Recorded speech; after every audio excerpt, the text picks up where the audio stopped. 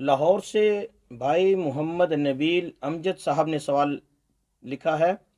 वो लिखते हैं कि मुफ्ती साहब, हमने ये पूछना है कि निकाह में दो गवाह होते हैं, अगर मर्द मुयस्सर ना हो तो क्या दो औरतें गवाह बन सकती हैं? मोहम्मद नबील। मेरे मोहतरम भाई, निकाह की गवाही की जो शराइत हैं उसमें एक कम अज़ कम एक मुज़क्कर होना शर्त है। अगर औरतें ही औरतें हों, दो छोड़कर बेशक वो 40-50 ही क्यों ना हो, सिर्फ ख़वातीन की मौजूदगी में निकाह मुनाकिद नहीं होगा।